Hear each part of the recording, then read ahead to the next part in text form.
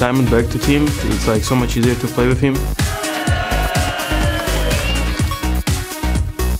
The only one thing that can dig us out of this hole is ourselves.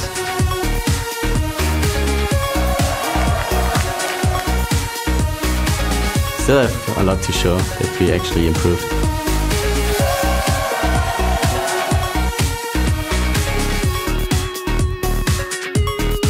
I'm just excited because they're right now, I think, the team where you can prove yourself.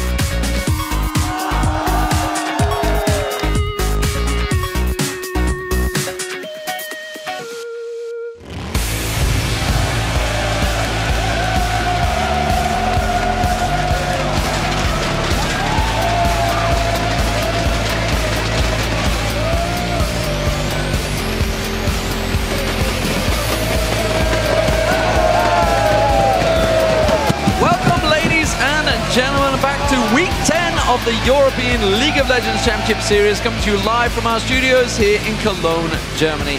I am Lee D-Man Smith and I'm joined by Trevor Quickshot Henry once again as we head into the second day of action. Yesterday, of course, the playoff picture started coming into focus as we saw the first team eliminated from the playoffs. That is right, and there's only 20 games left to play this split. So each pick, each ban, gank, and kill could decide which teams will be experiencing a trip to Worlds and which teams will be staying home. So before we get into today's matches, let's take a look at the highlights from yesterday. First up, of course, it was Alliance. They were able to put a stop to Fnatic's win streak. Once again, another team cannot reach that number 9 figure, and they hold that number 1 spot once again. They did, and the game was not exactly bloodthirsty, but it was an incredibly tactical affair between both Alliance and Fnatic. They were trading objectives left and right, and Fnatic played passively and quite reserved. And I feel that's what cost them the game. Alliance definitely showing that they are the number 1 team this split, and they hold on to that position quite safely. Absolutely. Nif even saying they've got more to show. We'll see how that goes for them.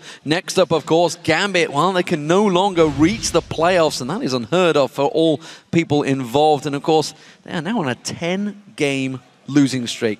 All that is left for them now is a chance to contest the Copenhagen Wolves for a higher seed in the promotion tournament. It's crazy. It really is. You know, Gambit have been struggling for the majority of this year, and it just seems to get worse and worse for them.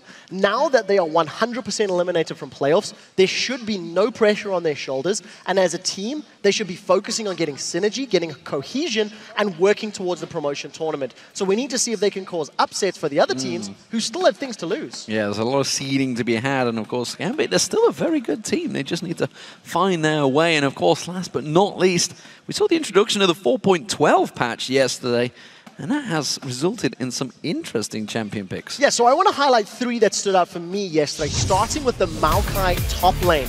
It was pulled out by Xaxis, and he was very bold in declaring Maokai top, the second best top laner behind Gragas at the moment, if you're looking for a tank. It worked well, it had good presence, good peel, and all props to Xaxis. Next, I'm going to stick in the top lane, but we're going to talk about Kevin and him playing Yasuo. It's a champion that has flirted with the top lane in both LCS regions to mixed success, but Kevin definitely impressed me yesterday. Traditionally, a bruiser player, playing the assassin, and he helped destroy with it yesterday, so props to Kevin. And then, of course, a little bit of timekeeping in the mid lane. Kurt pulling out the Zillion. It's not the first time we've seen a mid. We've seen FLICKR do it this week, and Joe rightly pointed out that we've seen an LPL about 2 weeks ago as well. Kurt had a tough time in the laning phase, but made up for it in the mid to late game. I'm hoping we see even more diversity, because we've seen a lot of champions in a lot of roles yesterday.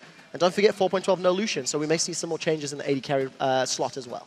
Yeah, lots to come. We'll see how it works out. In addition to the new champions, there were also some huge moments that had you guys tweeting away. So let's take a look at your hashtag LCS big plays from yesterday. First up, it was from the match between Gambit and Roccat, and this featured Xaxis as one OP tree. This came from Big Adzay.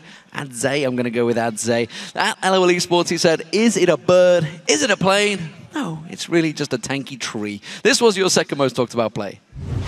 On the waters will land this time around. Diamond's in trouble. The lantern gets thrown out. He stealths away. Oh, Xaxis pulled in, goes in, gets himself the kill. Xaxis here with his W just followed Diamond through the entire map, and he's so tanky already.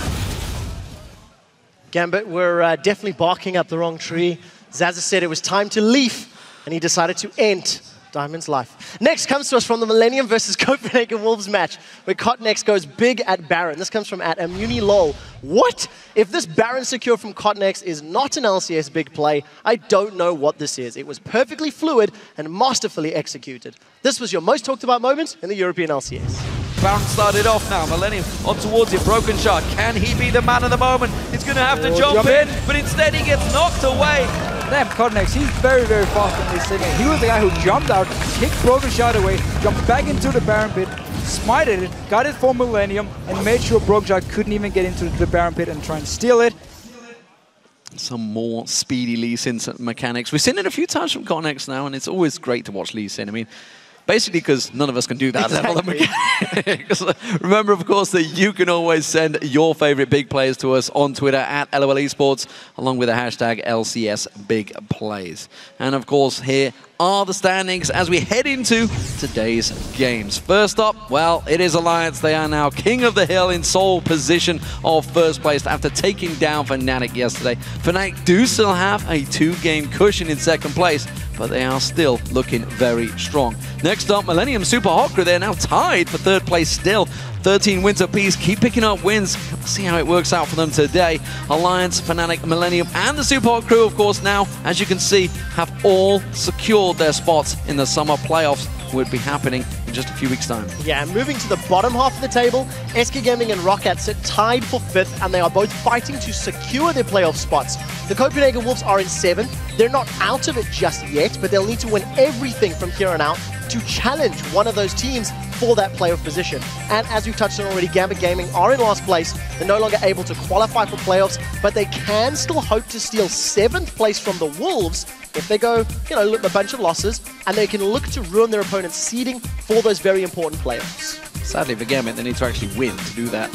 They're chasing that loss streak, of course. So today's matches, well, they're going to be beginning with the Super Hot Crew. They're facing off against Gambit Gaming. It was the last time Gambit won was against Super Hot Crew. There's hopes, ladies and gentlemen, for them. SK Gaming, they're going to be taking on Roccat. And that's going to be a battle for 5th place. After that, Alliance square off against the Copenhagen Wolves. A rematch that actually cost Alliance their winning streak last time. And our final match features Fnatic against Millennium. Both of these teams have been performing well lately. Can Millennium pick apart Fnatic? We'll find out.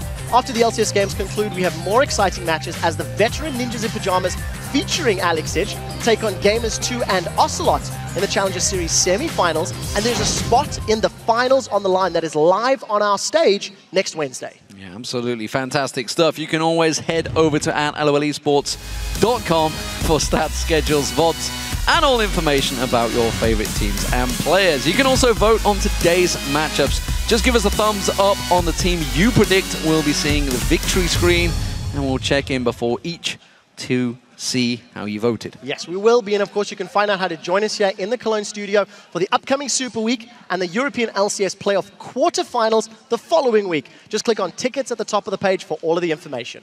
So let's turn the tables and have you tell us something for once. We know that the European LCS, well, it always has surprises, but who is the most unpredictable player in the European LCS and why? Oh, it's such a difficult question to answer. I'm going to do a little bit of a cop-out and say Overpower. He tends to be the mid laner that pulls out the oddball champions. But you guys at home, send us your answers to @LOL Esports with the hashtag LCS, and Shocks will be reading our favorite responses later in the show.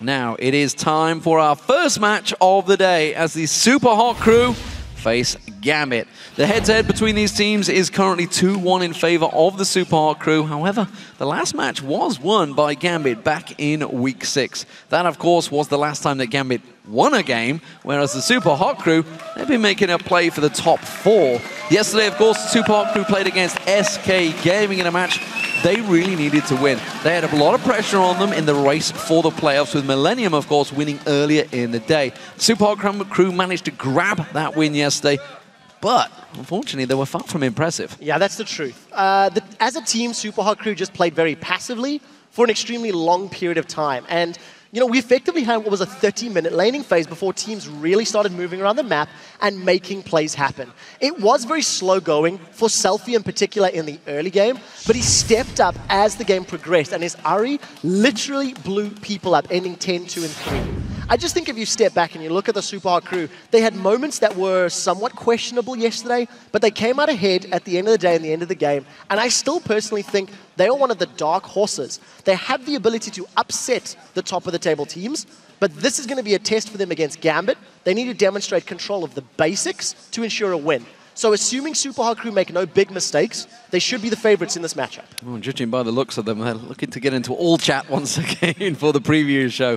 Sadly, though, for Gambit, they can no longer reach a 6th place playoff position because after losing to Rocket yesterday, it has plumbed them bottom of the table. It is now all about chasing that 7th place spot to give them a chance to choose their own opponent as they move into the promotion series. The problem is, in yesterday's match against Rocket, they literally showed no confidence in their abilities, and they just played passively and let Rocket just suffocate them out of the game. Yeah, sadly, there isn't much more to say, D-Man. Gambit just, they didn't seem confident. They didn't seem capable of slowing or stopping down Rocket yesterday, and their opponents, they just moved around the map taking multiple objectives, while Gambit fell further and further and further behind. I do want to say that Diamond on kaSing had little impact, and despite not having the worst scoreline, you didn't feel his presence at all. And I want to compare that to his Rengar play last week. Very little impact. Anyways, I do want to say that Gambit had their least bad game of recent weeks. So if they continue to trend positively and not have as bad games, no pressure on them because they can't make playoffs. And if they focus on synergy and on training and focusing on the promotion tournaments, they might be able to cause some upsets because when you've got nothing to worry about, nothing to drag you down, pressure's off. Theoretically, you can make more plays, but we need to see them actually deliver. Yeah, we need to see them stepping up and getting a little bit of confidence back in their own play. Let's check out the starting lineups for these two teams. Over on the blue side, of course, it is Super Hot crew. That means Mimer's in that top lane, Impaler in the jungle, SELFIE in the mid lane, MrRalleZ as AD carry, and kaSing alongside him as support. And on the red side, in their home colors, it is, of course, Gambit Gaming. Kubon up top, Diamond in the jungle, Nick in the mid lane, Genja playing AD carry, and Eduard on support. So let's take a look at your votes from lolesports.com. With 77% of you voting, you think that Super Hot crew will take this game. That's a big vote for Super Hot crew. It is a very big vote, and it's hard to argue with the popular opinion. Gambit are 0-10. They're 3 games away from equaling the Dragonborn's record from last year. Gambit Gaming, it's not a record you want to chase. On the same losing streak as the initial Copenhagen Wolves, Velocity, Dragonborns, it's not something I thought I would ever say. And for this game to work out, they need to either force SELFIE to be on the back foot and also take control of MrRalleZ. Because what we have seen from SELFIE is he has games where he goes huge and he carries teams, but he also has games where he makes poor decisions and costs his team the game. So Gambit, if they can force his hand, that might be a way in. Well, we talked about it yesterday. We were wondering about Genja's Caitlyn. Of course, Lucian is banned. We're on 4.12. We'll see how that goes because MrRalleZ is certainly a fantastic AD carry in that bottom lane. As you mentioned, though, Gambit, last time they won was against the Super Hot crew. They were on the red side. Can they do it again? Bans have come through very fast. Ziggs, Evelyn, Fizz, straight away taken out by the Super Hot crew. Kassadin, Yasuo, and Gragas from Gambit. So Ari is still available, and yesterday, the Super Hot crew picked her last, all the way down the list. Xerath is still up, Orianna is still up. There's a lot of options. Twisted Fate potentially in there. I think that's something SELFIE may well consider. Or is Mimer, who is, of course, does have the choice. Will he focus on one of those top laners? Twisted Fate into Zilean is a matchup that we only talk about because we've seen it once or twice in recent weeks, and it's one of those things that if somebody wanted to run that kind of comp, you have that very powerful mid-game spike. And if you can control the early to mid-game, you can force your opponents to concede. But a lot of jungle pressure as well. Lee Sin is available. Elise is available. Impaler's played Jarvan in recent weeks as well. So a lot of options for both of these teams. And at the end of the day, that's a bog-standard safety pick coming out of Mimer. And he's going to be playing Shyvana for the 13th time in 24 games. It's a champion he played yesterday to good success. Didn't die. Played it safe. But as we mentioned yesterday, it was far from a convincing victory. It's not really what you're looking for a team that is chasing a playoff spot, chasing a world championship spot as well. So on the same token, with all of those priority picks up and available, with leaving Twisted Fate out, you have to second guess yourself. If we're Super Hot crew and we lock in TF, does that mean that Gambit have a counter? Does Gambit have a plan to deal with it. And if you go with the bog standard safety picks for Super Hot Crew, you can force Gambit to reveal a little more of their strategy, and then you can play around it and look to potentially counterpick. Well, waiting to see. It's going to be Lee Sin for Diamond. It's kind of his signature champion. Well, it's what we used to call his signature champion, but it's been a long time since he overly impressed, certainly compared to the likes of Cotton-X in the jungle right now for other teams. Morgana also locked in there. Eddie played a support, of course, yesterday, but with the Dawn Shield start. Don't think he's going to do it this time around. Morgana probably Spell Thieves in there, but he's one of the players that does try new things, but this is going back to all tried and tested. Maybe that's what they need to do. Yeah, you know, it's one of those things, if you go to comfort picks, you're always going to have the advantage of just having it as second nature. We noticed the hover over Caitlyn for a moment, and the only reason I highlight that is Genja has trended towards Lucian and Caitlyn this split. Obviously, Lucian's not available. There's only one victory that Genja has played 9 times. Played 9 times with 1 win. Now, to be fair, they're on a 10-game losing streak, so obviously your stats are going to be skewed in that regard when you are the 8th place team.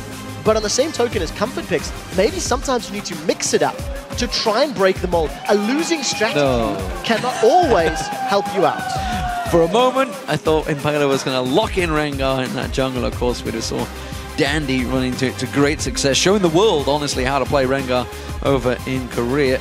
But it is going to be Jarvan. Jarvan has been played to great success, honestly, in Europe over the last few weeks. Yes, it really has. And for kaSing in particular, locking in the Thresh, we've actually seen him have some very good Thresh play. You know, great combinations, Lantern Ganks, Death Sentences. And the only reason I think it's quite interesting is kaSing as a player has trended towards Braum or Morgana, or even Nami, more so than his Thresh. So this will be interesting to see how they lock in the rest of their champions. There is not the highest amount of damage between Jarvan and Shyvana. Obviously, if Shyvana goes Blade, it'll help counterbalance that.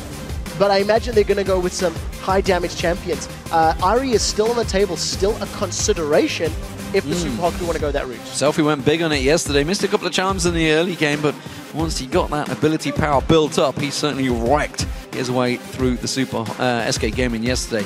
Rise locked in. Is that going to be Kubon in the top lane? That's the question. He did play it a bunch of times back in Meet Your Makers days.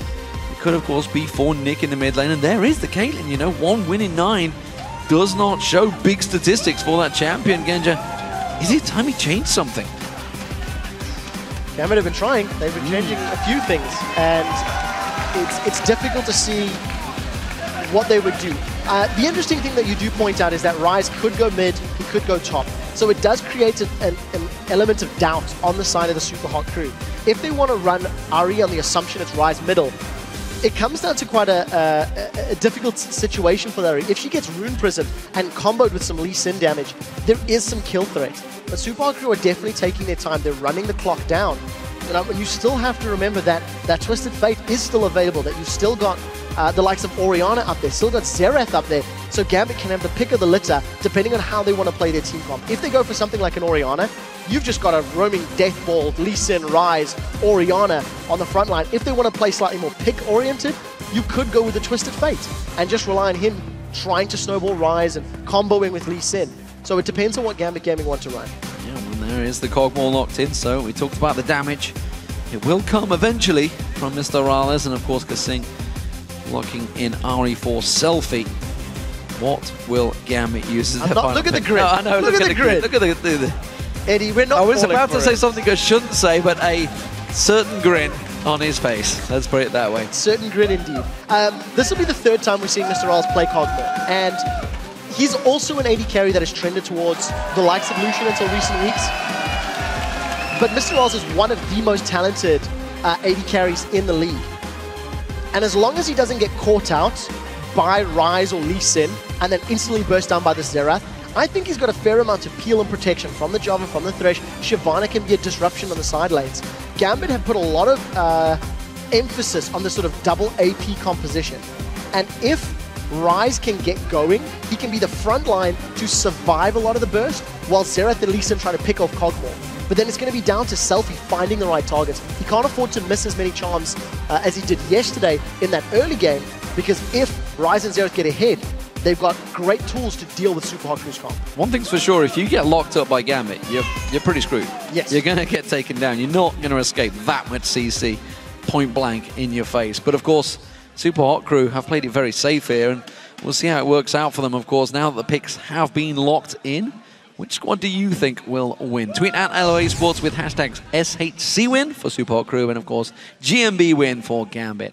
And we'll see if these lineups manage to sway your vote. 77% of you thought the Super Hot Crew were going to take it originally. Are you going to stick with that one? What do we think? So a little bit of sophistry here, implying what we've seen elsewhere. Yesterday, over 70% of the people thought Fnatic were going to win, and they didn't. So by faulty logic... Some very faulty logic. It's going to be dependent on landing the damage when targets are rooted. You know, Morgana's got a 3-second root on a Dark Binding at max rank.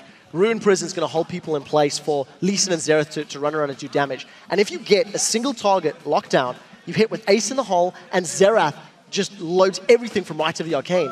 That can be the way they win fights, but it is dependent, Ryze being in the right position, or on Eddie landing the right skill shot. So let's see if Gambit can pull that one off. Well, here we go, ladies and gentlemen. Game 1, the final day here in Week 10. Super Week is looming. Promotion spots are all up for grabs. Not for Gambit, though, but the Super Hot Crew, can they continue their chase? They are tied for 3rd place right now in Millennium. They're actually chasing down Fnatic. A win here would put pressure back on them. The question is, can they take them down? Or can Gambit finally end that disastrous 10-game losing streak? We'll find out over the next few moments.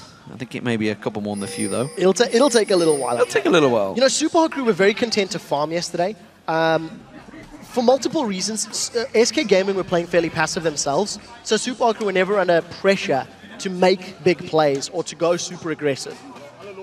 And I think if Super Hot Crew make a decision to do that now, they can potentially control both Xerath and Ryze. Ryze is a champion that is obviously notoriously powerful in the late game, but you want to delay that as much as possible. So Impaler and Diamond, let's see how this trade goes. That was fairly even. I would say Impaler came off worse there. Gambit definitely came off. It's going to force him back to base, which will, of course, prevent the blue push, but he wasn't really looking to go towards that red buff. Instead, it does mean that going to back off and go back towards his own red buff as he pings it out there. So, looks like a lane swap coming out here from Super Hot Crew. So, this is something that Fnatic do, that we keep talking about. Whenever Fnatic run a hyper carry, an AD carry that wants to get to late game as quickly as possible, they go for the lane swap to ensure a slightly more simple, slightly safer, you know, pre-6th level laning phase. In addition to the range advantage that both that Caitlyn and Morgana have over Kog'Maw and Thresh, maybe it's just playing it safe, but you can argue the merits of it. On the same token, not only do they help MrRalleZ scale more effectively, they also delay that power spike of Ryze. If Ryze was in a straight-up head-to-head matchup with Mimer, it may have been an easier time for him to farm. So, you know, there's multiple reasons that they could be going for. We'll see what their focus is, how quickly they want to push. Kubon is playing the buddy system with Diamond. As you can see, RalleZ and kaSing in the lane. They don't look to be shoving it too hard just yet. Mimer just going to take some slight abuse from Eddie. Turns around, socks him in the face, and actually putting some good damage back towards him. SELFIE's taking a quick burst. You can see in that mid lane, Nick coming out on top and hitting level 2 first. Dangerous play from SELFIE there, but happily goes in. It's level 2. Hasn't leveled up Charm just yet, it seems, or we certainly haven't seen it been flung out. It's an interesting one, this one in the mid lane. We haven't seen a Xerath Ahri for a very long time. No, we haven't. And in theory, post 6, Ahri has the mobility to deal with Xerath, Xerath being that immobile AP mage, but obviously he outranges SELFIE. So if Nick is able to keep the poke down and prevent SELFIE going aggressive because of the health advantage, that can be how he plays the lane. But you'll notice Nick is running Flash Heal as opposed to Flash Ignite for SELFIE. So Nick is always going to be looking to farm and to be more impactful in sieges and in the mid to late game as opposed to the laning phase. Because again, once SELFIE hits 6, he's going to be powerful. Makings of a tower dive. It's the 4-man roaming buddy system. kaSing, good ward. It might be too late. No, I think it's fine. I think that's prime time.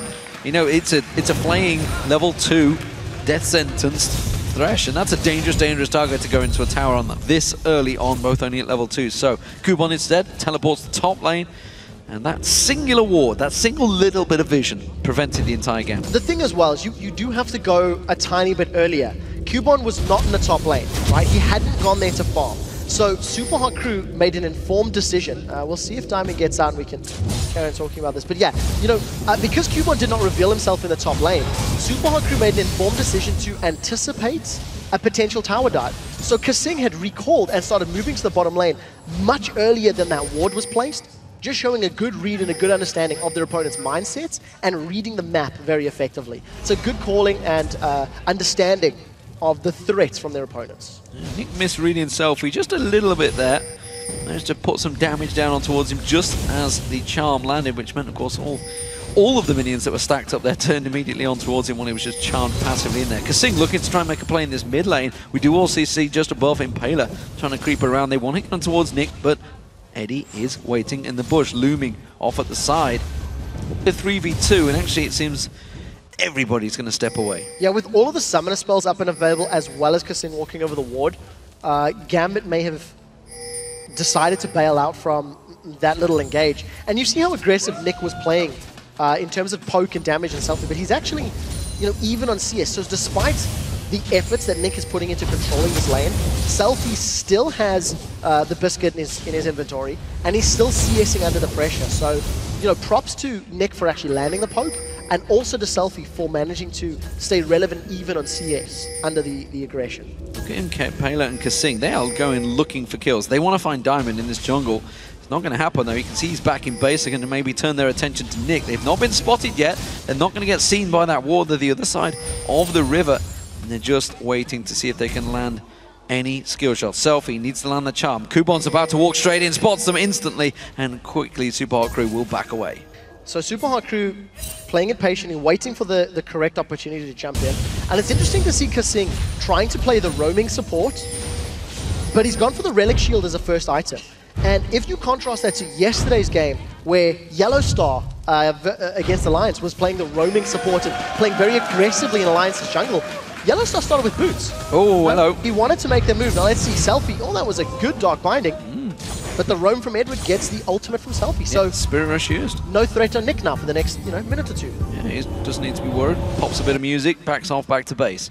So Eddie makes his way back down the river, and you talked about the GP5 item, of course. It was a Door and Shield start once again for Eduard, so he's just been roaming, not really losing out much other than experience, of course, as he passes around. Gambit, full defensive duties here. Tear of the Goddess was picked up by Kubon straight away, so he is happily going to start stacking that one out, and honestly, hasn't really been pressured. And if you look both at the top and the bottom lane, these two AD carries singling, dueling against the top laners, there's not really been any pressure on them at all. It's all actually been mid lane focused. Yeah, definitely. The supports are trying to get their mid laners ahead, and if SELFIE is able to get kills into Nick and then roam, obviously that's how Super Hot Crew gain control of the map. And similarly, if Nick gets an item advantage and can blow people up from long range, he can instantly start impacting those side lanes somewhat safer.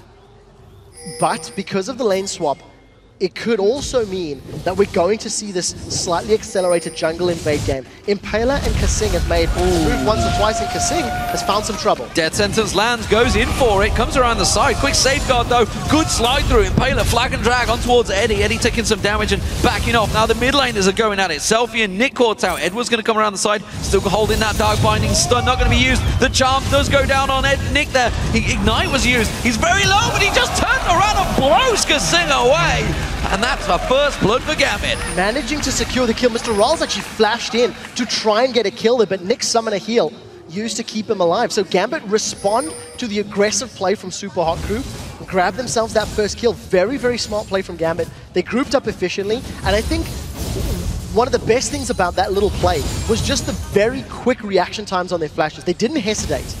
Under the threat, they instantly got away. Spirit Rush is up for SELFIE, so if he sticks around and Eduard or Nick get caught out, they might be in trouble. Eddie, of course, with that Black Shield, should be able to prevent most of it.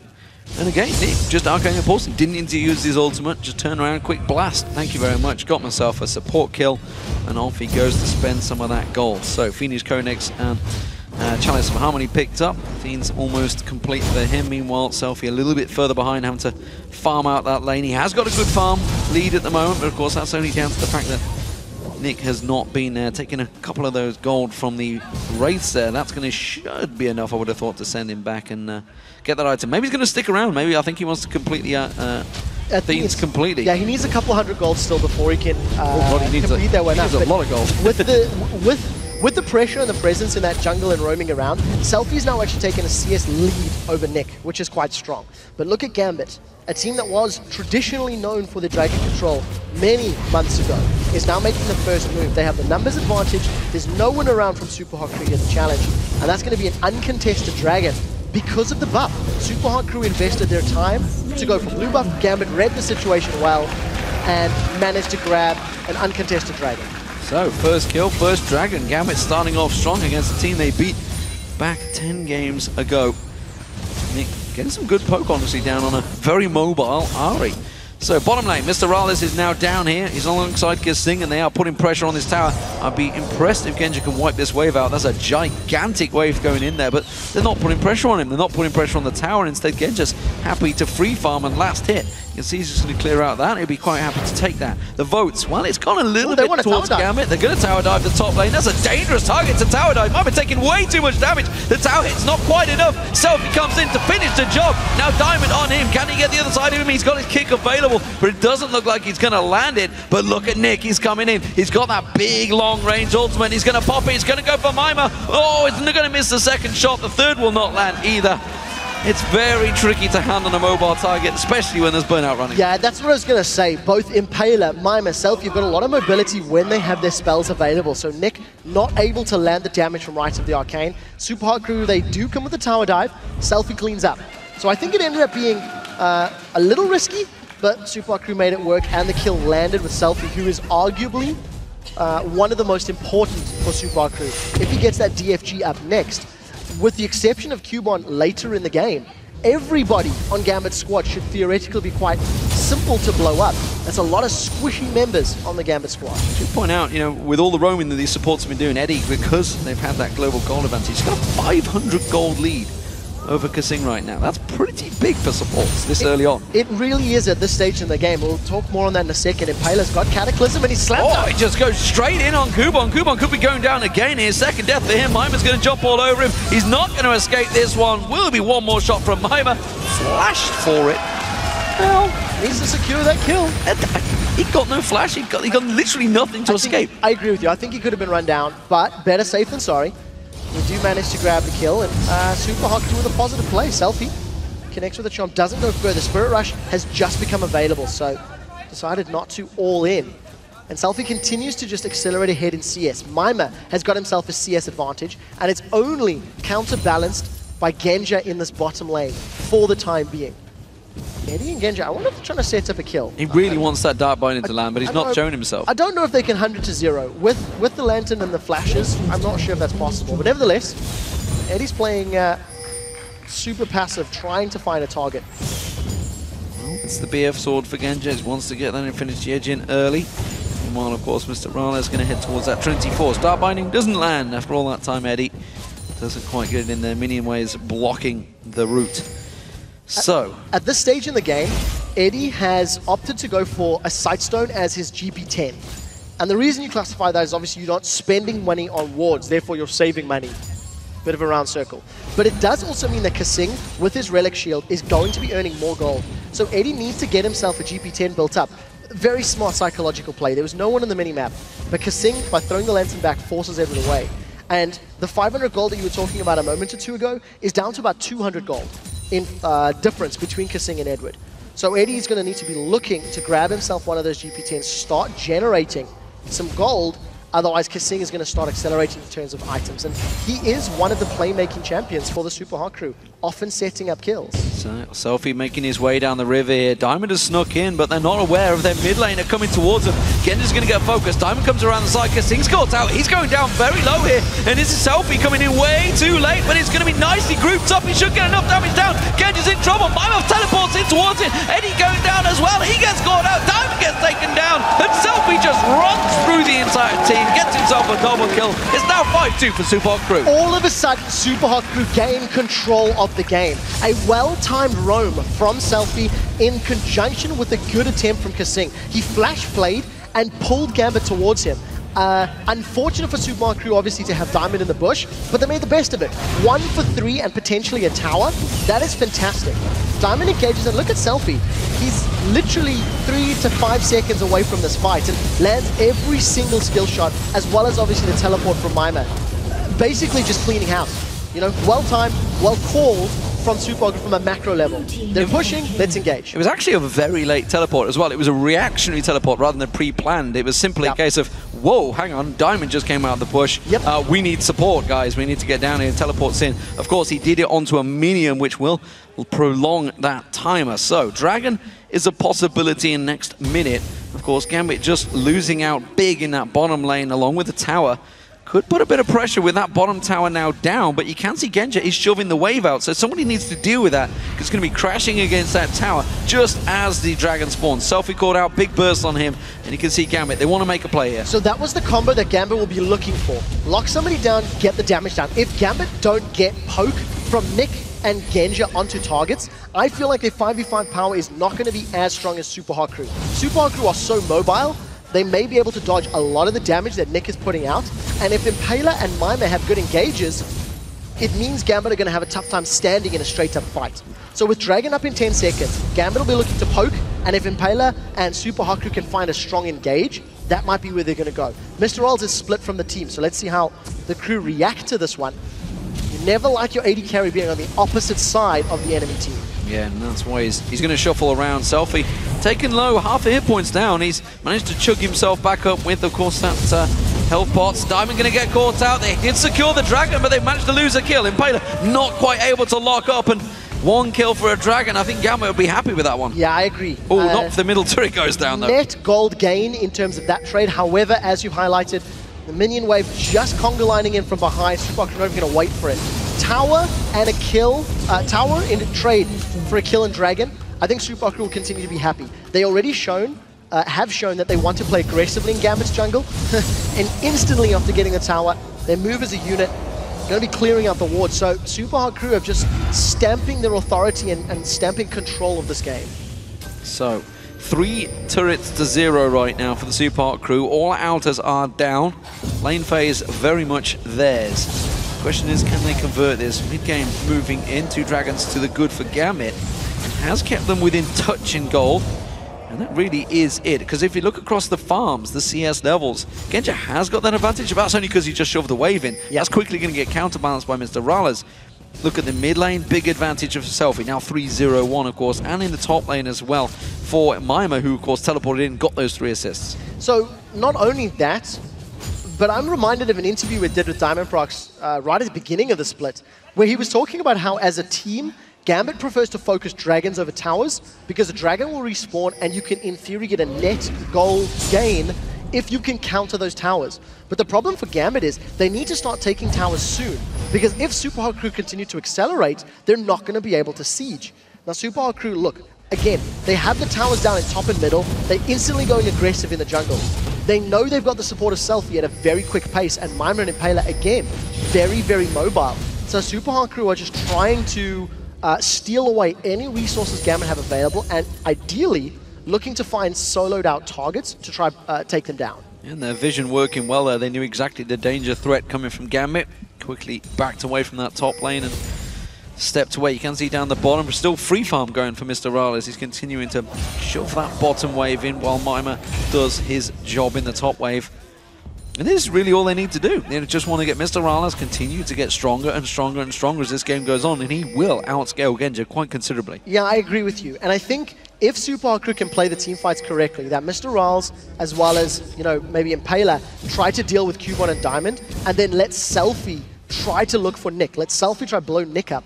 It should allow that sort of strong front line and allow you to get rid of the very long range that Xerath has on the map. But for the time being, Super Hard Crew are just playing fairly safe. Oh, Impaler's now in trouble. Oh, my Impaler was playing possum there. That's exactly what he was doing. He was just like, no, come at me, come on, hit me, please, please, because just waiting off the side, kaSing and SELFIE come in and destroy him. And that was what we said just a moment or two ago.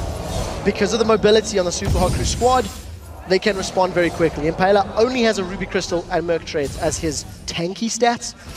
And that 4th assist on the board accelerates that gold lead to now 4,000.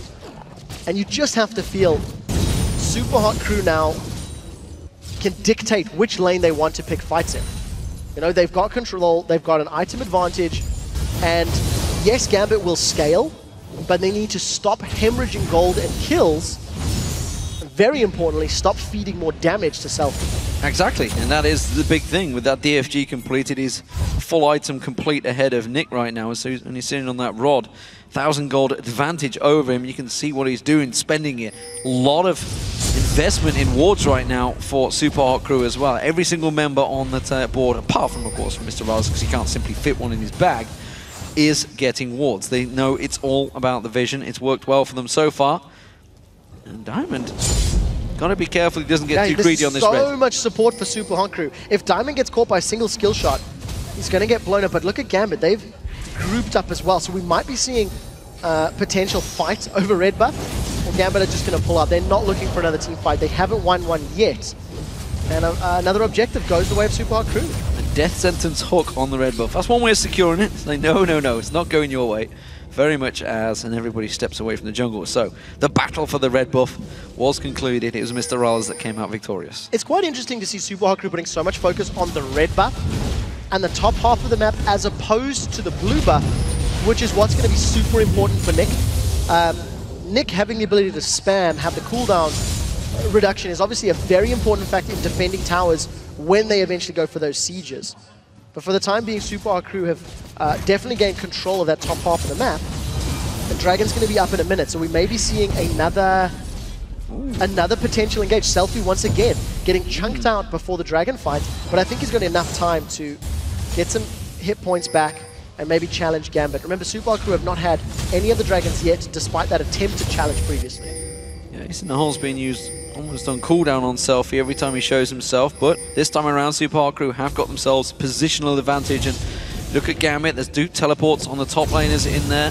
SELFIE meanwhile burning everything he can to shove that wave in, cause a problem for Gambit as now they move in bulk down towards that Dragon area. 20 seconds on the spawner. They're going to look to try and create some problems. Eddie is the focus. They haven't got enough to knock him up. Good sidestep there. Cataclysm used, forces the flash out of Eduard. Flash from kaSing, not landing that death sentence. Not this time around. So supports traded flash for flash and Impaler with a predictive sidestep actually. Luckily, thanks to the presence that Super Hot Crew put in the jungle, it scared Gambit away. So Gambit now may be relying on long range damage to try and get control of this pit, but Super Hot Crew have got the numbers advantage. Mimer's got teleport. They're not starting it actually, so they're respecting the potential engage from Gambit.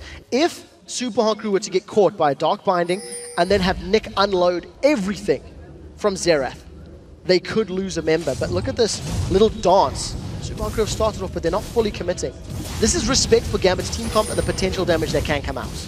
Wait and see whether Eddie can go in there without flashing. Teleport. Flash Soul Shackle. He does manage to catch him. They're going to instead turn it onto Nick. Death Sentence lands this time around, and Nick is just melted on that plane straight away. And they're going to turn their attention. They can go straight for the tower here. They've got minions. Yeah, they've got a few minions to play with. Gambit are out of position. Super Hot Crew played that perfectly. The moment they got onto the threat of Nick, they just blew the teleport and blew him up. Super Hot Crew get another tower, peel back, going to get the Dragon as well, and just very, very smart play. Good use of vision, honestly. That's simply what it is. They were waiting for someone to get caught out of position. You know, kaSing burned that flash, didn't catch it, takes the lantern way back, and Ahlström even blocked out by kaSing as well. That's the Dragon, the first one of the game for the Super Hot Crew, and that's going to stretch their gold lead to 6,000. And there's the vision you were talking about, Lee. As soon as Nick moved himself into the jungle, Super Hot Crew instantly said, get Nick down. I do feel the hesitation on starting Dragon was out of fear of a Xerath ultimate coming down from long range. And the moment they took him off the map, that threat and that damage was no longer there, so easy objectives for the Super Hot Crew. They've now got a 6,000 gold lead, 3 kills on SELFIE, 104 MrRalleZ. He's working himself towards most likely an Infinity Edge. We'll see where he goes with that build, but there's just been no threat on MrRalleZ, no threat on SELFIE.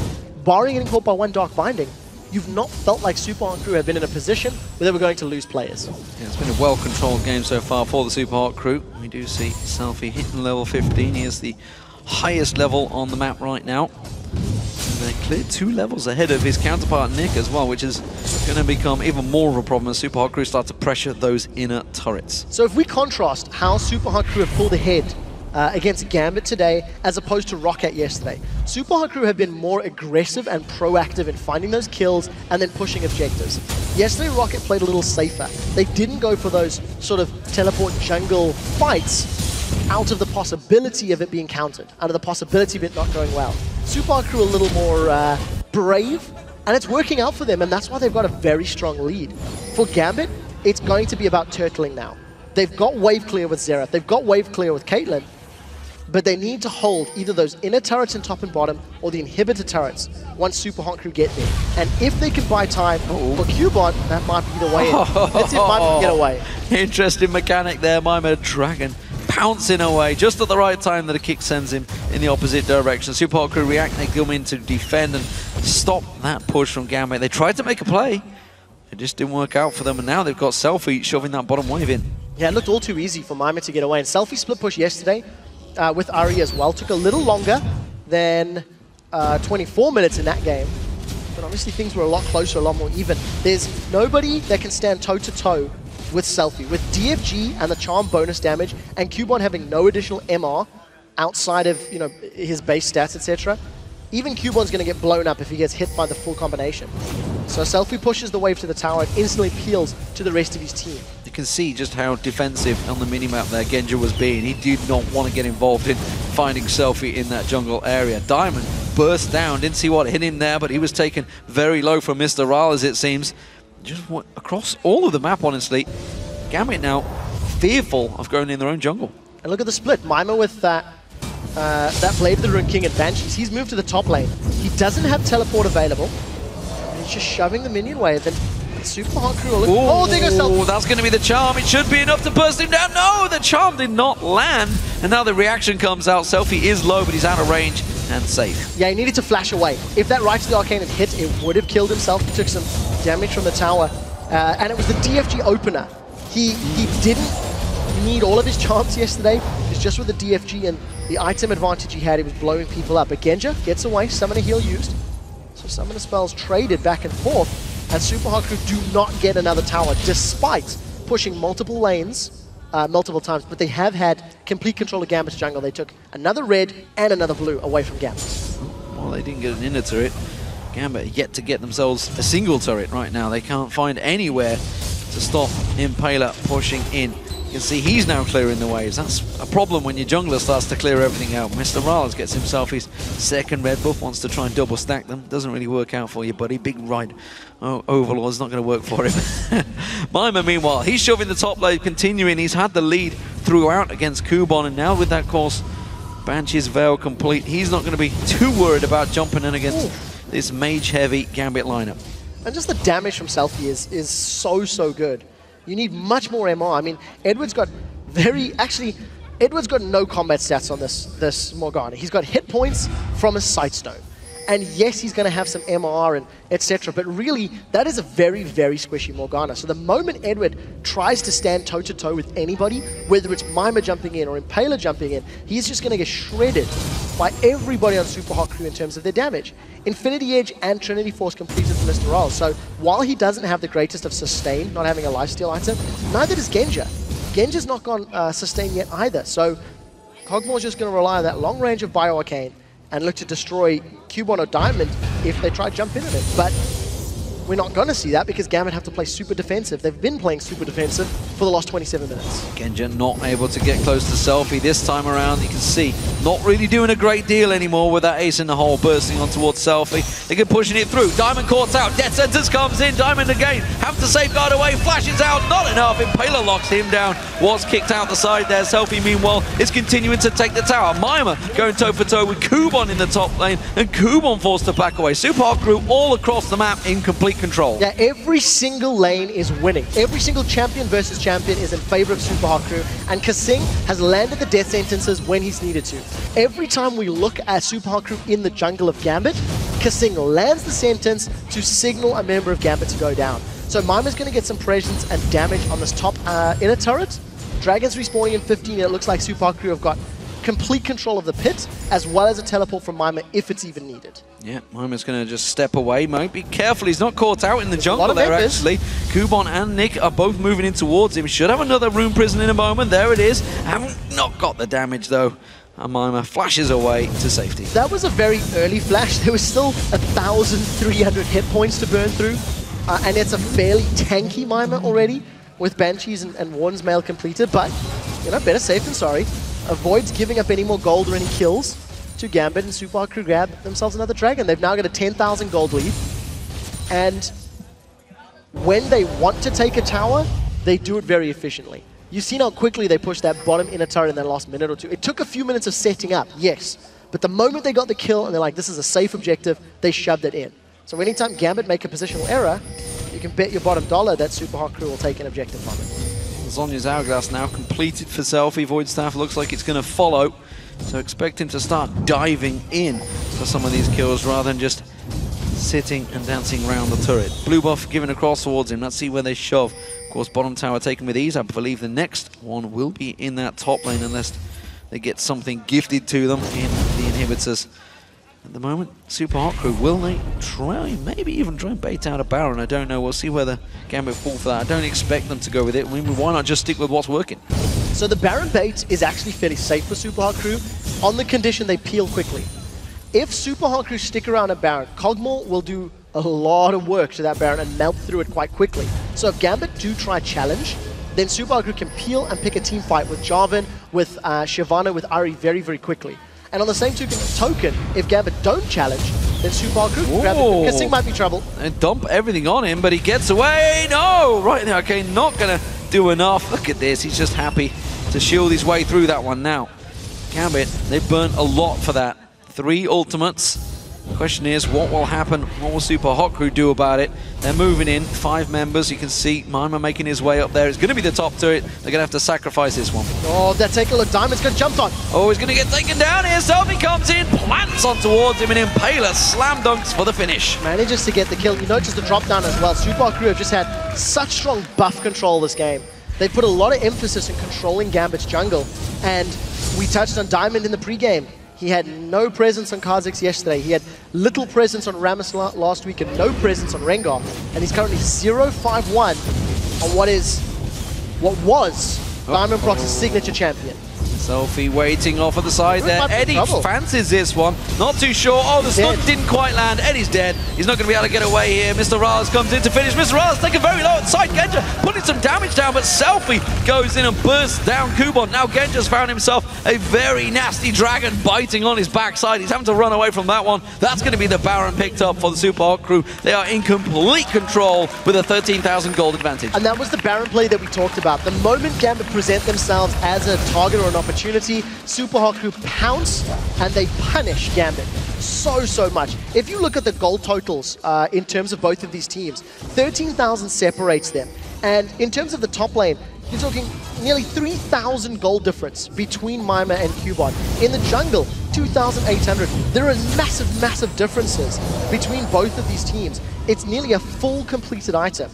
And there's very little Gambit can do other than punishing Super Hot Crew for a positional mistake. So as long as Super Hot Crew stay grouped up together and force this next line of towers as a team, I don't see Gambit being able to win a team fight. Oh, it's a big problem. They're going to have to deal with it. Genja's just trying to find any little bit of gold that he can. Still yet to complete an item. He's been sitting on, what, 1,900 gold for a long period of time as he continues to farm up. This is something we see from Genja quite often. He just wants to farm up and get an incomplete item and go back. The difference between SELFIE and, you're right with the gold, and the difference between SELFIE and Nick gold is almost the total that Eduard has earned this entire game. And that's just the difference. But it's one of these problems where you do have 2,100, you're sitting on a Doran's Blade if you're Genja. You could sell that Doran's and get closer to maybe a Last Whisper, if that's what he's working towards. We'll find out soon enough. But it just exacerbates the problem. Well, continues to just simply put, that gold doesn't give you stats. No, it doesn't. That's a simple fact. Gold does not give you stats, and if you're going into a fight with 2k in your back pocket and you lose that fight, you think, why didn't you spend that when everybody else went back and buy? Because everybody else had bought items. Very true, but on the same token as well, That 2K, maybe pickaxe and longsword, would not necessarily have been a different faker. Very true. I can't argue with. Actually, you know what? If you go back to the kaSing catch, that bonus damage for ace in the hole, maybe could have been the 3rd kill of the game for David. But yes, the point is, it may be too late. So, Super Crew have grouped up. They've got Mimer pushing top, they've got SELFIE pushing middle, and the rest of the team is a 3-man in this bottom lane. And Super Crew can continue to split Gambit. The moment Gambit splits up to deal with one lane in particular, it opens up the other objectives to just be rushed down very quickly. Super Crew trying to split them from top and bottom. Every time a ward gets placed over, it's cleared out quickly by the Super Crew. Wave gets shoved in once again, crashing against that turret. Kubon and Mimer having a staring competition. Wow. Nick taking incredibly low there. SELFIE bursts through with that Spirit Rush.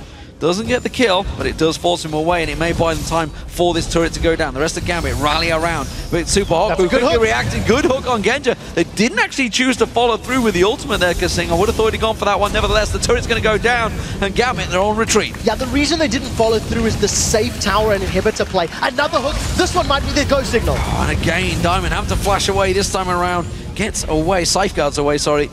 And Super Crew take the inhibitor with ease, honestly. They just land a skill shot, get themselves a kill, land a skill shot, get themselves a tower. Very confident play from the Super Crew. They've now got super minions in the middle lane, and truthfully, every time Super Crew have set their eyes on a target, Gambit have no answer. Gambit are unable to prevent them getting it, and there goes Mimer. Oh, there goes Kubon, that's for sure. Mimer pounces in, he's getting all the damage back on towards Nick there. Eddie pots the Soul Shackles, but it's going to be the last thing he does, I believe. SELFIE is going to work through. There's the charm, lands perfectly on Diamond. SELFIE gets himself a double. There is one kill in there for Genja and Eduard, so they do manage to take down 2 members of the Super Crew. That will prolong the game for now.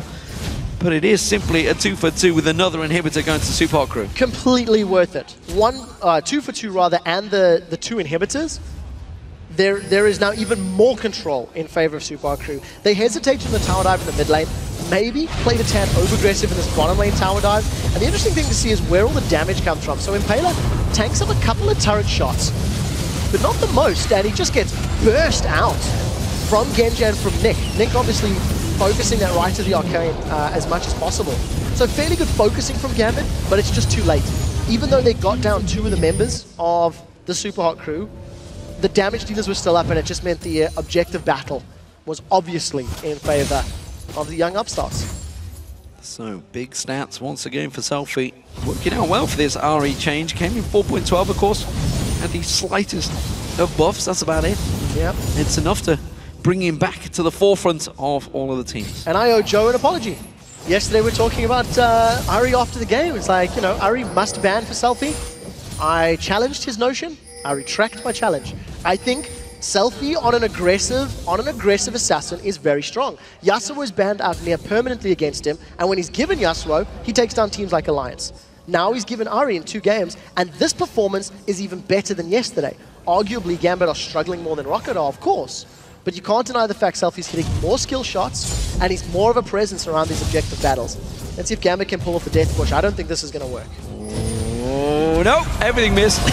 SELFIE goes in and just bursts down the damage there. Diamond's going to be the focus. Charm lands in there. That's going to be enough. SELFIE gets himself in there, but it's Impaler that stole the kill. Mimer pounces onto the 4 members of Super Gambit. And that is Nick going down. Impaler, he's on a mission right now in this game. Oh, the charm lands. That's Genja down. SELFIE gets himself another. That's game. It is a godlike performance from SELFIE. And he is now 7-0-7. That is indeed game. And Gambit's woes continue. They're now on 11-game losing streak. But the Super Crew, they are now solid. They have 14 wins, and they hold 3rd place. Very, very strong performance from the Super Crew. Even better than yesterday. Fantastic stuff. So, as we mentioned, some impressive stats. MrRalleZ is actually pretty quiet game for him. 2-0-12. Didn't die, of course. kaSing was the man that was flinging himself in there. But 4-1-11, another great Java performance, this time from Impaler. Yes, Impaler's definitely found his groove on Java. I was actually questioning his previous Java performances earlier in the split and earlier in the year. And it feels like he's got a better grasp of when to engage, and he's got the support of his team behind him. You were touching on the fact that MrRalleZ is 2-0-12. It's difficult to get those last hits when SELFIE can jump 2 or 3 screens ahead of you and finish people off with Spirit Rush. I just think a very strong performance, controlled, and the most impressive thing for me is just how Super Crew turn the pressure on when an objective is available. They don't really put themselves in super risky places. The few times they do, they've got the backup of the team, so it ends up turning in their favor. Yeah, the shot calling seemingly worked. You know, remember when kaSing came in and joined the team? They were talking about how they wanted to promote him to become the shot caller. Maybe that is how it's all working. But all credit to SELFIE once again. Another fantastic performance here from him on Ari. And of course, the man that we seldom talk about is Mimer. It was his 13th game on Shyvana. It was his 9th win on Shyvana. He went unkilled.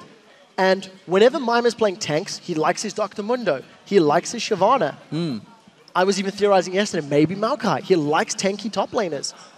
When he's given it, he can have a very positive impact. I mean, that's a great win-loss ratio. 9 wins in 13 games at this level when your team's got 14 victories. Yeah. That's a very large proportion of your games where it has been Mimer playing Shyvana to be impactful. And it's very much a changing of the guard. You know, this is Gambit, old team, a lot of old stars, but not up with the current meta. This new young upstart team, fresh team, they only qualified the day before we started, back in the spring, managed to pull themselves through and now looking potentially for a championship contender. I have to ask a very serious question, and it is whether or not Diamond has the ability to perform at this level. He was benched by Gambit, citing a multiple 0-7-4. 0-7-4 on Lee Sin. And it is a question you have to ask as a Gambit fan and as a Gambit spectator. When will he find a champion he can have a positive impact with? Well, Shox is standing by on stage with the Super Hot Crew's Impaler after that fantastic win. Let's send it over to her. Thank you very much, D-Man. I'm Evie Shox supporter, indeed joined by Impaler on Jarvan this game. Impaler, talk me through it, because it seemed like you guys had everything controlled start to finish. We just went straight through everything, like their buffs, dragons, barons. We just did it all systematically, controlled their jungle, shut down Diamond, and it generally led to a fairly free win. Yeah, you say control their jungle, and you did very well on Jarvan. And talk me through what it is that makes people pick Jarvan now, when a lot of the times the Elise is open or the Lee Sin is open, that a lot of more people seem to choose Jarvan. I really like Jarvan versus Lee already. It feels like a really solid matchup I can play. And combining that with Ari, we just chain the CC on someone. So like Ari, Thresh, plus me on Jarvan, and it's constant CC. Someone's just stuck there for 3 seconds and we kill them and then just keep on going through the rest of their team. All right, and then if we take a step back and look at the team, you guys have secured your place in the playoffs. And actually, what a difference with last split, when it was almost an upset when you would beat Gambit all the way in the beginning, and now it seems almost normal. How does that change your approach to training and your mentality? We're just really motivated right now. We want to get to Worlds, and this is what we have to do. We have to beat teams consistently. And we were really low last split, and we were like, we're never going to do that again. So now we're aiming for top 3 for Worlds. All right, well, thank you very much, and congratulations. Thank you very much. All right, we're going to take a quick break, but when we come back, we'll be breaking down this game at the analysis desk together with Jay Reed. And there's a middle-of-the-table clash between SK and Roccat. Stay put. No, losers clap. No. Clap. No. Genja's in trouble. Mimer teleports in towards it. Eddie going down as well. He gets caught out. Diamond gets taken down. Not too sure. Oh, the stun didn't quite land. Eddie's dead. He's not going to be able to get away here. MrRalleZ comes in to finish. MrRalleZ taken very low inside Genja. Eddie pots the soul shackles, but it's going to be the last thing he does, I believe. SELFIE is going to walk through. There's the charm, lands perfectly on Diamond.